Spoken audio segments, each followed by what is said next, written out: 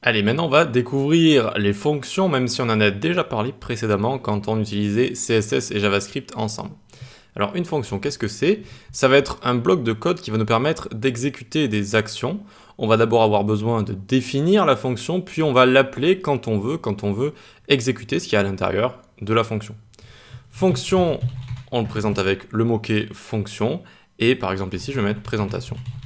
Hop, ensuite, deux parenthèses, j'ouvre les accolades, et dans ce bloc de fonctions, eh bien, je peux définir les actions que j'ai envie de faire. Par exemple, je peux faire un log, un console log ici. Console log, hello, je suis Enzo. La fonction est définie, elle est définie, d'accord, mais elle n'est pas encore exécutée. Elle n'est pas exécutée, donc c'est normal que je n'ai pas de console log ici. Et pour l'exécuter, j'ai qu'à faire présentation, et je mets les parenthèses ici. Les parenthèses veulent dire j'exécute cette fonction, d'accord? C'est vraiment les parenthèses qui veulent dire j'exécute cette fonction.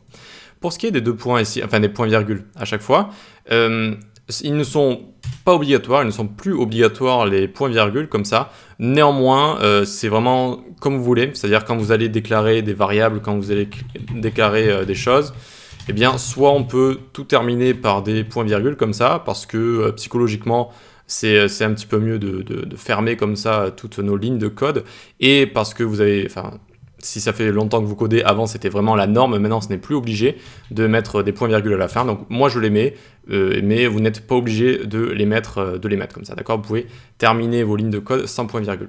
Ok, donc ça a exécuté tout ce qu'il y a à l'intérieur, et on peut également utiliser le mot-clé return, et on va pouvoir return des choses, et par exemple ici dans une variable, on va se faire let txt est égal et on va prendre notre texte ici. Donc on déclare la variable à l'intérieur de la fonction. À l'intérieur de la fonction, c'est important, on va voir pourquoi plus tard c'est important, et on peut retourner txt ici. En retourne txt, on voit qu'on exécute la fonction, mais que rien ne va se passer. Rien ne va se passer parce que notre fonction va retourner quelque chose, mais elle ne va pas le retourner dans la console. Elle ne va pas le retourner dans la console.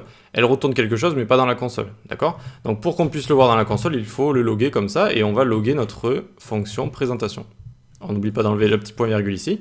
Et regardez, ça va bien renvoyer hello, je suis Enzo. D'accord? Ça return la variable qu'on a créée juste ici.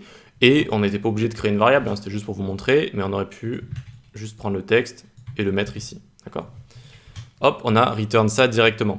Alors qu'avant, on faisait un console log dans notre fonction ici. D'accord? Donc on allait directement afficher dans la console. Alors que là, le return, si on ne le console log pas explicitement ici, eh bien, ça va nous retourner quelque chose, mais pas dans la console. Ça va le retourner directement. Ok? Donc maintenant, ce qu'il faudrait voir, c'est qu'est-ce qui se passe dans ces parenthèses ici. Dans ces parenthèses, on peut y mettre des paramètres. Parenthèses, paramètres. Ici, on va y mettre par exemple A et B. Vous pouvez les appeler comme vous voulez. Et ces paramètres, je vais pouvoir les utiliser quand je vais appeler ma fonction. Et notamment, ici, je vais dire que je vais retourner A plus B, par exemple. A plus B. D'accord? A plus B. Pour l'instant, il me retourne nan. Qu'est-ce que ça veut dire nan? C'est not a number. D'accord? Ce n'est pas un nombre. Et donc, ici, c'est parce qu'on ne lui a pas passé de valeur pour les paramètres. Et quand on passe des valeurs pour les paramètres, qui vont correspondre à A et B, on appelle ça des arguments. C'est-à-dire que quand on définit la fonction, ici, ce sont des paramètres. Et quand on appelle la fonction avec des valeurs pour ces paramètres, ce sont des arguments. Par exemple, les arguments que je vais passer ici sont 4 et par exemple 6. Donc ça va retourner 4 plus 6 ici, et donc ça nous donne bien 10. Ça nous donne bien 10 ici directement. Ok? Ça embrouille un petit peu cette histoire de paramètres arguments, et donc ici, il faut bien savoir voilà, qu'on définit la fonction, ce sont nos paramètres, et ensuite on lui passe des arguments qui peuvent être différents, parce que ça, je peux l'appeler plein de fois, et puis je peux dire 66 ici, tac, et ici, encore autre chose. Ok? Et donc les arguments peuvent être différents, mais les paramètres, c'est toujours A, B, et ici, ensuite, je peux les utiliser dans le corps de ma fonction ici, directement.